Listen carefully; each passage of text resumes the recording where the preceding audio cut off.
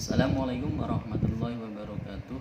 Perkenankanlah, nama saya Bahrudin dari mahasiswa pasca sarjana Unwahas A2 Bergunu, akan mempresentasikan jawaban dari tugas mata kuliah studi Al-Quran yang diampu oleh Bapak Dr. Haji Muhammad Saifuddin MA. Yang pertama yaitu, apakah Al-Quran yang kita baca, kita dengar adalah kalamullah yang qadim? Jelaskan dengan dalil. Jawaban, ya, Al-Quran adalah kalamullah yang qadim, tidak berawal dan tidak berakhir. Akan tetapi mushaf yang tercetak adalah termasuk makhluk Allah. Dalilnya adalah Quran As-Sajdah ayat 1-2. Bismillahirrahmanirrahim. Alif lam mim. Tanzilul kitabi la raiba fihi min rabbil alamin. Artinya hanya Allah yang mengetahui artinya. Turunnya Al-Quran yang tidak ada keraguan dalamnya adalah dari Tuhan semesta alam. Pertanyaan yang kedua, apakah para nabi juga mendapatkan ilham? Jelaskan dengan dalil. Jawaban, ya, karena ilham adalah wahyu atau pertolongan dari Allah untuk melakukan suatu perbuatan petunjuk Tuhan yang timbul dari hati, pikiran, angan-angan yang timbul dari hati, bisikan hati. Dalil Quran surat As-Sam ayat 8. Fa'alhamaha fujuraha wa taqwaha. Artinya, maka dia mengilhamkan kepadanya jalan kejahatan dan ketakwaannya. Nomor 3, mengapa Al-Quran yang kita baca tidak disusun berdasarkan urutan turunnya? Jelaskan dengan dalil. Jawaban, karena kalau disusun berdasarkan urutan waktu turunnya, maka nanti akan bertemu surat Al-Alaq ayat 1-5 di bab awal, dilanjutkan surat lain, dan kemudian kembali ke surat Al-Alaq lagi. Dan kemudian akan ada pertanyaan lagi, kenapa Al-Quran tidak disusun berdasarkan surah Al-Quran sehingga satu surah tidak terpotong-potong dalam beberapa bab? Jadi urutan ayat dalam setiap Al-Quran itu sudah sesuai dengan tuntunan Nabi yang setiap bulan Ramadan setiap surah dibacakan Nabi di depan malaikat Jibril untuk memastikan urutannya sudah benar. Dalil surat Al-Isra ayat 106 dan surat Al-Furqan ayat 32. Pertanyaan yang keempat, mengapa Al-Quran disebut mukjizat terbesar? Jelaskan dengan dalil dengan membandingkan mukjizat-mukjizat yang lain.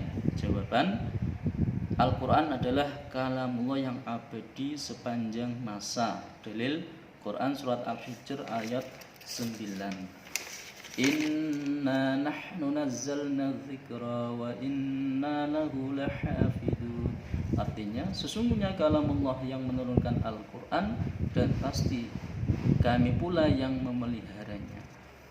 Al-Quran adalah mukjizat Nabi yang paling besar karena berfungsi sebagai petunjuk bagi setiap manusia dan juga pembeda mana yang hak dan mana yang batil. Mukjizat Nabi sebelumnya bersifat fisik atau hisiah, maka habis sesuai dengan berlalunya zaman.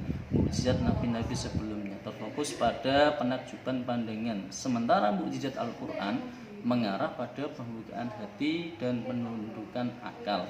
Karena itu daya pengaruhnya lama dan bertahan. 5. Bagaimana hukum membaca Al-Quran dengan tajwid? Jelaskan dengan dalil. Jawaban, hukum membaca Al-Quran dengan tajwid hukumnya fardu ain. Dalil, auzid alaihi warattilil qur'ana tartila. Artinya, atau lebih dari 1/2 itu, dan baca Al-Quran itu dengan perlahan-lahan. 6. Bagaimana hukum wanita yang sedang haid membaca Al-Quran? Jelaskan dengan dalil. Menurut mazhab, jawaban, menurut mazhab Hanafi, misalnya secara umum ini mengharamkan bagi muslimah haid membaca Al-Quran, hanya saja dalam batasan atau tujuan tertentu mereka memberikan pengecualian seperti berzikir dengan ayat Al-Quran atau membacakan potongan ayat atau kosakata Al-Quran. Menurut mazhab Imam Maliki, justru memperbolehkan bagi muslimah haid untuk membaca Al-Quran. Pendapat ulama dari kalangan madzhab ini juga sering dijadikan rujukan atau hujah oleh berbagai pihak yang memperbolehkan muslimah haidah membaca Al-Quran. Menurut madzhab Syafi'i dan penganut pahaman yang sangat ketat melarang muslimah haidah membaca Al-Quran. Salah satu ulama madzhab ini termasuk Imam Nawawi dalam kitabnya Al-Majmu' menjelaskan haram hukumnya bagi muslimah haidah membaca Al-Quran sebagaimana jumhur ulama dalam madhab tersebut.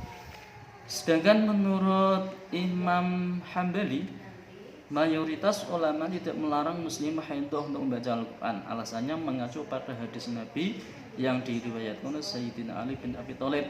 Tidaklah Nabi melarang seorang membaca sesuatu pun dari Al-Quran selama dia tidak dalam keadaan junub. Pertanyaan yang ketujuh, tafsirkan Quran surah Al-Baqarah ayat 5 dengan pendekatan tafsir tarbawi. Bismillahirrahmanirrahim. Ulaika ala hudam min rabbihim wa ulaika humul muflihun. Artinya mereka berada di atas petunjuk dari Tuhan mereka. Mereka itulah orang-orang yang beruntung.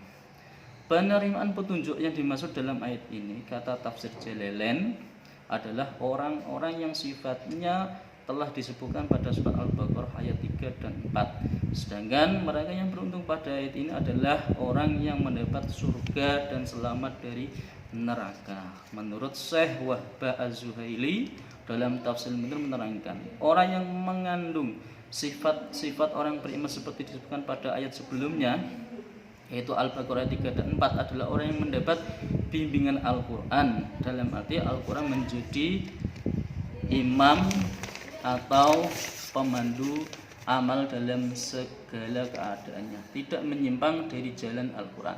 Mereka telah menjamin diri keselamatan di alam akhirat, kebahagiaan dan ketenteraman di dunia untuk diri mereka sendiri.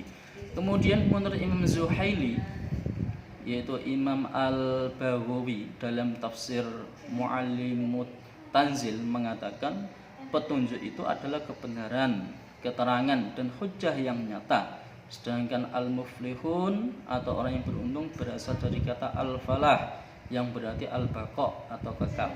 Maksudnya mereka kekal dalam kenikmatan abadi. Al-falah asal maknanya adalah al-qat'u dan asyakku yang berarti putus atau pecah. Dari sini kemudian petani sebagai al-falah karena petani membelah tanah.